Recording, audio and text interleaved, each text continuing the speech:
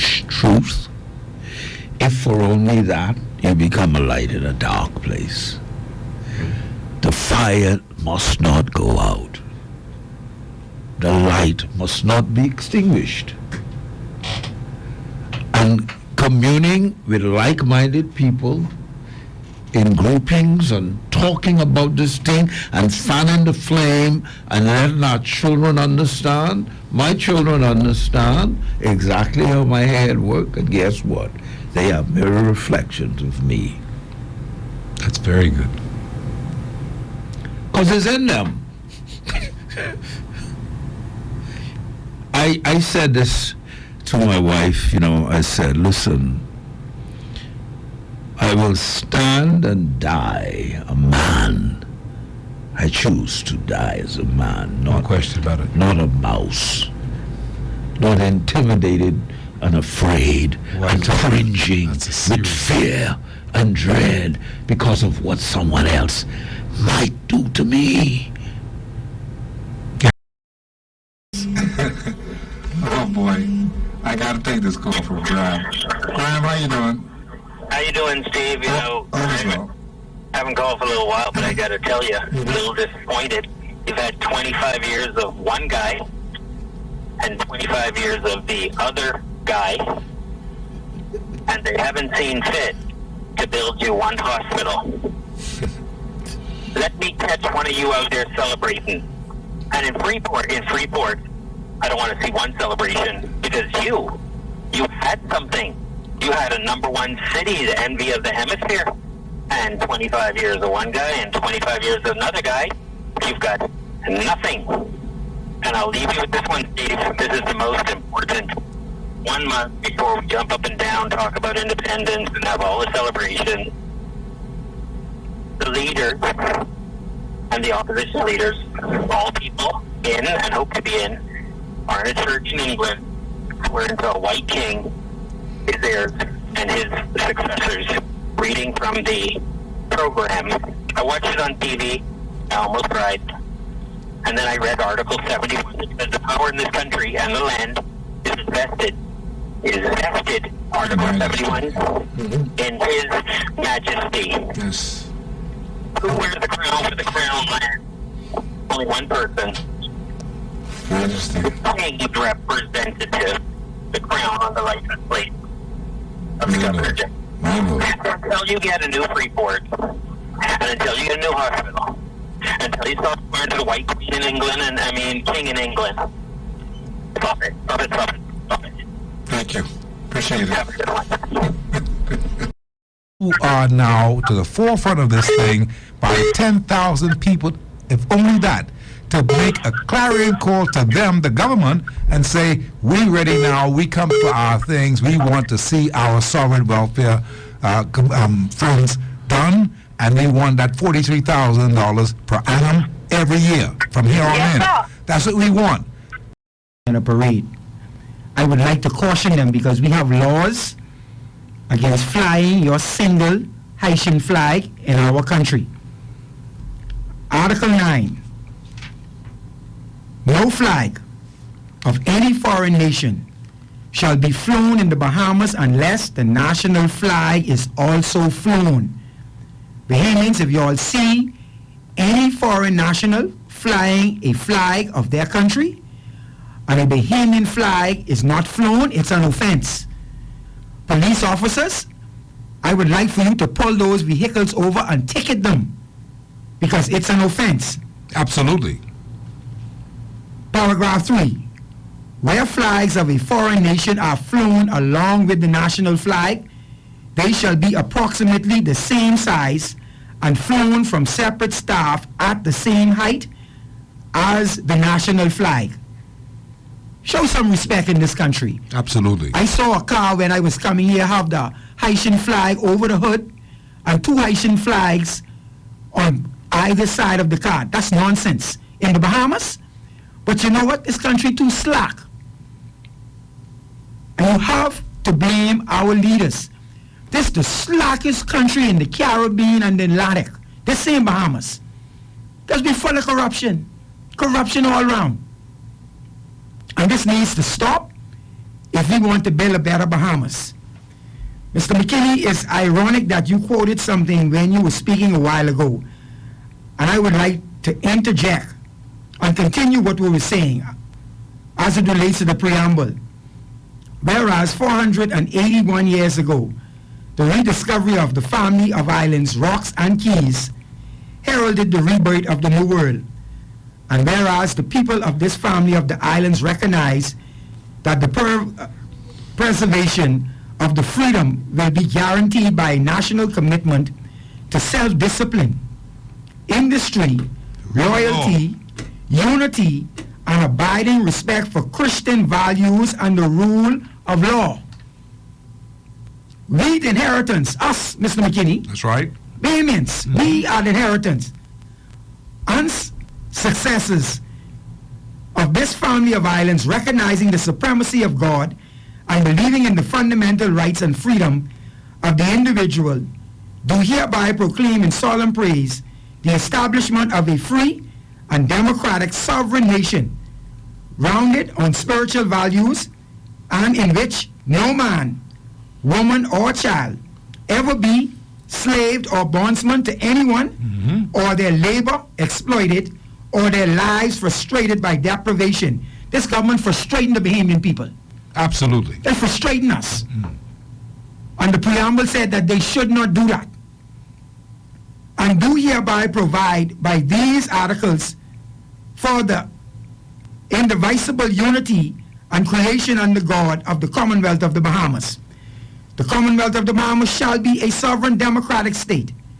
This Constitution is the supreme law. You always said, speak to it, Mr. McKinney, of the Commonwealth of the Bahamas, and subject to the provision of this Constitution.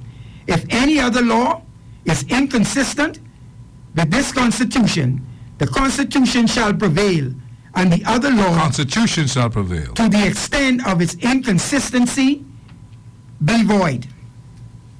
Any other law will be void. That's include the Nationality Act. It's void. You get that? Mr. McKinney, I would like for the Bahamian people to know and recognize that the Constitution is the authorized dealer for the issuance of citizenship. That's right. The authorized dealer. Authorized dealer. It's the authentic dealer. Any other document that prescribes or try to sell, that's what it is, sell citizenship to any alien or foreigner is a fraud. And I must listen to them, and I must support them. Bahamians, let's take our country. They can't take, I was telling you a long time, they can't take this country lawfully. That Bahama, anytime you see now their pictures in the paper, know that the Chief Justice says that the law that they're using is a lacuna. Don't exist. There's a gap in the law. He said so. Our Chief Justice said so. We're proud of him. And a special good afternoon to my boy, my big brother, Blackmail, because he took the time off from the show today when he was supposed to bring me to the show today to speak about certain things, but we were having some problems here at PMH Dialysis Unit, and I've been sounding this alarm now for several years. I am calling from bed number 10, Princess Margaret Hospital. I'm an active part of Hard Copy Nation. The Lincoln Brain is Johnson, dialysis. Hey, Johnson. GNN, the GNN. Listen, I'm glad you're speaking about what you speak about, but see, there's something that has been going on in this country for a very long time that the average Bahamian person does not know. And Steve know, my old man, and Steve know what he did say. What you smell in that pot, he ain't cooking, what cooking. Understand me? Well, when SOLEMN Oscar Pinland was a very young upstart, and it was realized that he had basically won the election as a young fella, smart young fella, he was invited to go to Africa. The then president, you might as well call him dictator president, Mugabe. Okay? Mugabe took Finland there, treated Finland like a rock star, and then he turned around and he taught Finland something called the divide and conquer technique. in order to know how to stay in power. Okay? Let's stop there for a second. Remember those massive rallies the Free National Movement used to have to the sports center, Mr. Bain? Steve, you remember Yes, I remember that. We couldn't even get them on the bird, what you call it, the fishlands, on camera. That was so big. That's how big they were. It was huge, Steve, but for some reason, the Free National Movement and the Kennedy alliances them could not win the general election. Now, there was a group of fellas in the Progressive Liberal Party that was not totally satisfied with SOLEMN's rulership. That was one of them was Terry Christie, one was Hubert Alexander Ingram. Let's go back to Africa. After teaching SOLEMN the divide and conquer technique, SOLEMN returned to the Bahamas. However, he did not show the divide and conquer technique to his two sons because he himself wanted to stay in power. But when he realized he was ill, I don't remember that he called Ingram and Christie to his bedside. Yes. Okay? When both of them went to the bedside, as much as Kendall realized, he tried to get one of them to come lead that party, but prior to that, he couldn't get them to do that until SOLEMN told Perry, you come back to the PLP, and Ingram, you go to the FNM. And it doesn't matter which way the Bahamian people go, y'all allow them. Okay? That was the technique taught the Finland by Mugabe, and that technique basically has worked up to this day. I'm going to run out of minutes very shortly, so please forgive me if you hear the phone cut off. But let me say this. No matter what government, past or present, has done, is doing, and have intentions of doing, if they do it, Bahamas, as relates to major issues we are facing in this country concerning our Constitution and our constitutional rights in this country, and in regards to the Bahamas nationality are trying to trump the supreme law. Without a referendum, any party and both parties know it's a mind game they're playing on the Bahamian people. But you see, it's a thin line between the mind game they're playing with the Bahamian people and the reality that could happen because of the game. This country and what we're going through is not a game. The people, callers who died from dialysis, who used to go on the dialysis, friend to this hard copy nation, gone. Adam. So you're talking about Adam. He was called Adam, yeah. Yes, gone. And then our other big brother just hang up. We love him, always call and try to keep us strong when we going out of our national minds because of corruption and stress that now is going to be articulated as treason. The new word in the country is not corruption, but treason, the hard copy nation. Thanks to Steve and Blackmail and my definitely good brother, Cleaver Duncombe in studio today. And the other gentleman who's speaking, Richard. I just get it. Yeah, our brother Richard. Powerful guy, powerful man in the country. So we love hard copy nation. We love the Bahamian people. We love what the Constitution represent, what all constitutions of every country represent. Every country, the democratic country. Okay? So, our sovereign nation is sovereign, and we will have a national identification card in this country.